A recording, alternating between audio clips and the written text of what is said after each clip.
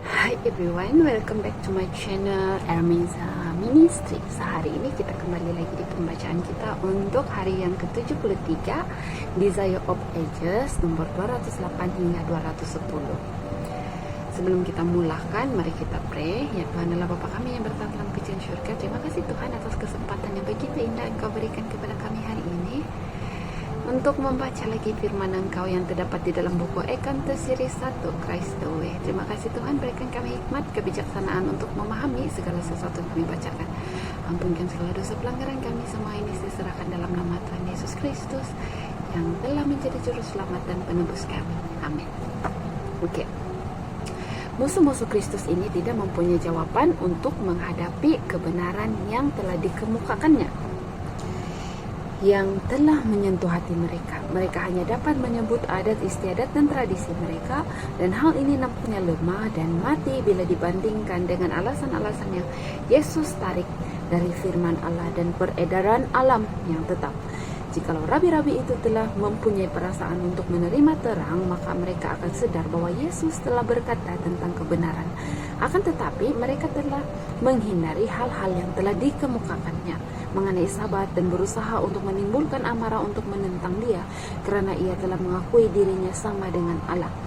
Penghulu-penghulu itu menjadi sangat marah kalau mereka tidak takut akan orang banyak, maka imam-imam dan rabi-rabi itu telah membunuh Yesus di tempat dan di saat itu juga. Tetapi perasaannya mengagung-agungkan perbuatan baiknya dari orang banyak itu sangatlah besar. Banyak yang mengenal Yesus sebagai seorang sahabat yang telah menyembuhkan penyakit mereka dan memberi peluang dalam kesusahan mereka. Sebab itu mereka membenarkan penyembuhannya terhadap orang yang menderita di kolam Bethesda itu. Oleh karena itu terpaksa pemimpin-pemimpin Yahudi menahan kebencian mereka. Yesus menolak tuduhan mereka bahwa ia menghujat. Kuasaku, katanya, untuk melakukan pekerjaan yang kamu tuduh itu adalah menunjukkan bahwa akulah anak Allah, satu dengan dia di dalam keadaan kehendak dan maksud, dalam pekerjaannya menjadikan dan memelihara saya. Bagaimana dengan Allah? Anak tidak dapat mengerjakan sesuatu dari dirinya sendiri jikalau tidak ia melihat Bapa mengerjakannya. Imam-imam dan rabi-rabi sedang memperdaya atau mempersulit anak Allah kepada pekerjaan yang olehnya ia telah diutus ke dalam dunia ini. Oleh dosa-dosa mereka,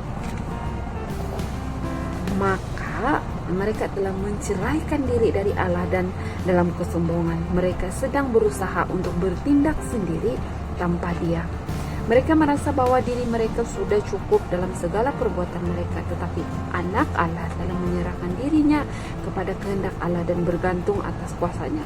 Kristus sangat mengosongkan dirinya sehingga ia tidak mengadakan rencana lain bagi dirinya. Ia menerima rencana Allah baginya, dan tiap hari Bapa menyatakan rencananya. Oleh sebab itu, patutlah kita bergantung kepada Allah agar hidup kita boleh menjadi tempat pelaksanaan sederhana bagi kehendaknya. Ketika Musa hendak membangun Bait Suci sebagai tempat bagi kediaman Allah, ia telah diperintah untuk melakukan segala perkara menurut teladan yang telah ditunjukkan kepadanya di atas gunung. Musa dengan semangat mengerjakan pekerjaan Allah. Orang-orang yang paling bertalenta dan yang sangat cakap dan sangat cekap telah dipilih untuk menjalankan rencananya, tetapi ia tidak boleh membuat sebuah lonceng atau buah delima, utas tali, rambu-rambu, tirai atau bejana apapun dalam bait suci itu selain dari teladan yang telah ditunjukkan kepadanya. Allah telah memanggil dia ke atas gunung dan menunjukkan kepadanya perkara-perkara syurga.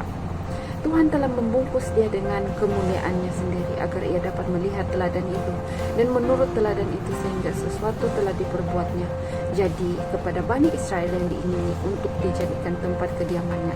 Ia telah menyatakan keluhuran tabiatnya yang mulia.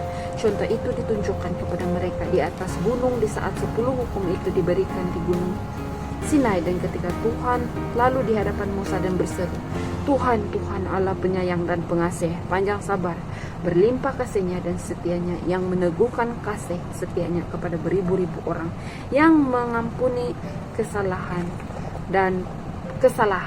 pelanggaran dan dosa. Keluaran 34 ayat 6 hingga 7. Tetapi Bani Israel telah memilih jalan mereka sendiri. Mereka telah membangun tidak sesuai dengan contoh, tetapi Kristus, bait suci yang benar bagi tempat kediaman Allah itu, telah membentuk selok-belok hidupnya yang terkecil pun di antara dunia ini sesuai dengan cita-cita Allah. Ia berkata, "Aku suka melakukan kehendak-Mu, ya Allahku. Taurat-Mu ada dalam dadaku." Mazmur 40 ayat 9. Oleh sebab itu, tabiat kita harus dibangunkan untuk menjadi suatu tempat kediaman Allah oleh Roh-Nya. Dan kita patut turut dibangunkan menjadi tempat kediaman Allah di dalam Roh. Kerana Kristus pun telah menderita untuk kamu dan telah meninggalkan teladan bagimu, supaya kamu mengikuti jejaknya. Efesus 2 hingga 22 dan Ibrani 8 ayat 5 dan 1 Petrus 2 ayat 21 mengatakan seperti itu. Perkataan-perkataan Kristus menandaskan bahwa kita patut menganggap diri kita sebagai suatu ikatan yang tidak dapat dipisahkan dan dengan Bapa di syurga. Apa saja kedudukan kita, kita patut bergantung kepada Allah kerana segala nasib ada di tangannya. Ia telah menetapkan pekerjaan kita dan telah menyediakan kita dengan kesanggupan dan sarana bagi pekerjaannya itu. Selama kita menyerahkan kehendak kita kepada Allah dan menaruh harapan kepada kekuatan dan hikmat-Nya, kita akan dipimpin ke jalan yang aman untuk menggenapi bahagian kita yang telah ditentukan di dalam rencana yang besar itu. Tetapi seorang yang bergantung hanya pada kepintaran dan kuasanya sendiri akan memisahkan dirinya dari Allah. Gantinya bekerja sama dengan Kristus, ia sedang menggenapi rencana musuh Allah dan manusia. Seterusnya, Juru Selamat berkata, sebab apa yang dikenakan Bapa itu juga yang dikerjakan anak. Sebab sama seperti Bapa membangkitkan orang-orang mati dan menghidupkan, demikian juga anak menghidupkan barang siapa yang dikehendakinya. Orang Saduki percaya bahwa tidak ada kebangkitan tubuh, tetapi Yesus berkata kepada mereka itu bahwa salah satu pekerjaan yang terbesar dari Bapanya ialah membangkitkan orang mati, dan bahwa ia sendiri mempunyai kuasa untuk melakukan pekerjaan yang sama. Sesungguhnya saatnya akan tiba dan sudah tiba bahwa orang-orang mati akan mendengar suara Anak Allah, dan mereka yang mendengarnya akan hidup. Orang Farisi percaya kebangkitan orang mati. Kristus menyatakan bahwa sampai saat ini kuasa yang memberikan hidup kepada orang mati berada di antara mereka, dan mereka harus melihat kenyataannya.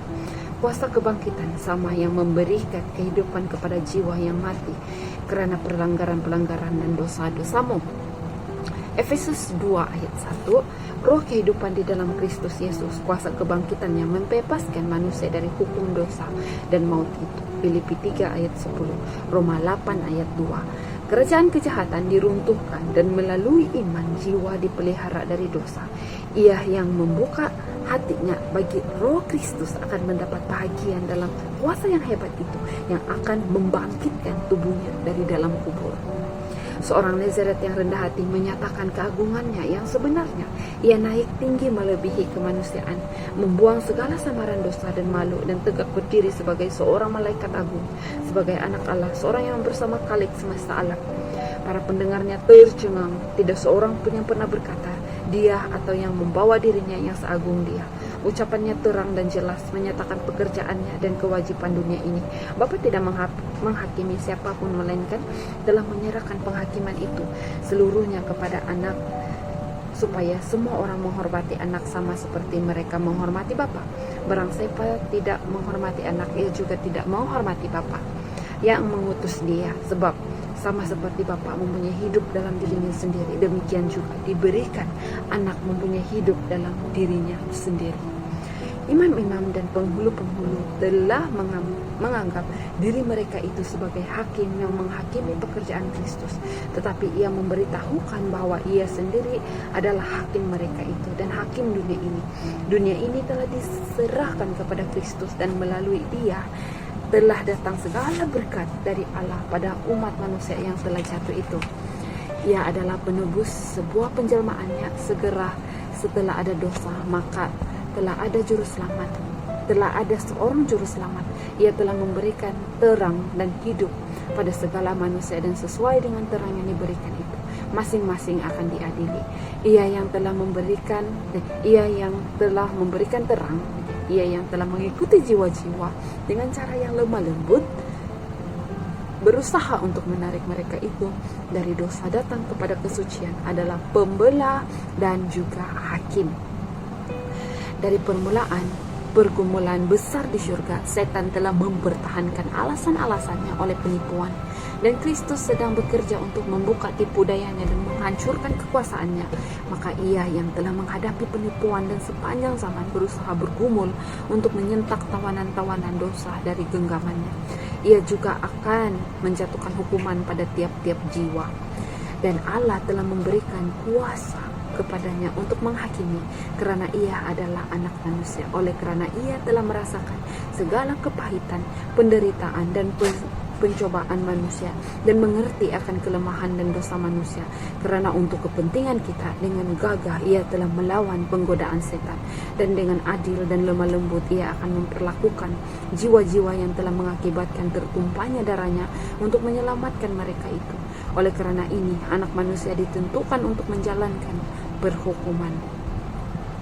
Tetapi pekerjaan Kristus bukanlah untuk menghukum, melainkan untuk menyelamatkan. Sebab Allah mengutus anaknya ke dalam dunia bukan untuk menghakimi dunia, melainkan untuk menyelamatkannya oleh Dia. Yohanes 3 ayat 17. Dan di hadapan Sanhedrin, Yesus berkata, sesungguhnya barang siapa mendengar perkataanku dan percaya kepada Dia yang mengutus aku, ia mempunyai hidup yang kekal dan tidak turut dihukum, sebab ia sudah pindah dari dalam maut ke dalam hidup. Yohanes 5 ayat 24. So, sampai di sini sahaja pembacaan kita pada hari ini untuk hari yang ke-73. So, jangan lupa bersama dengan saya esok di hari untuk pembacaan hari yang ke-74. Oke? So, terima kasih karena sudah bersama dengan saya. Mari kita akhiri pembacaan kita hari ini dengan doa. Tuhan adalah Bapa kami yang bertakhta dalam kerajaan surga. Terima kasih Tuhan atas pelajaran yang begitu indah. Kami ingin terus percaya bahwa kami sudah diselamatkan oleh Allah Anak, yaitu Yesus Kristus. Terima kasih Tuhan. Kami sangat bersyukur dan kami ingin terus menyebarkan Injil dan firman ini kepada semua orang, agar mereka juga tahu bahwa mereka telah selamat dan mereka hanya perlu untuk menerima keselamatan itu Tuhan, dan menyebarkan semuanya itu agar lebih ramai orang yang akan menerima keselamatan itu dan sama-sama bersama dengan Engkau suatu hari nanti di surga dan tidak dihukum. Terima kasih Tuhan. Ampunkan dosa pelanggaran kami. Semua ini saya serahkan dalam nama Tuhan Yesus Kristus yang telah menjadi juru selamat dan penebus kami. Amin. So, terima kasih semua dan Tuhan memberkati. Bye-bye.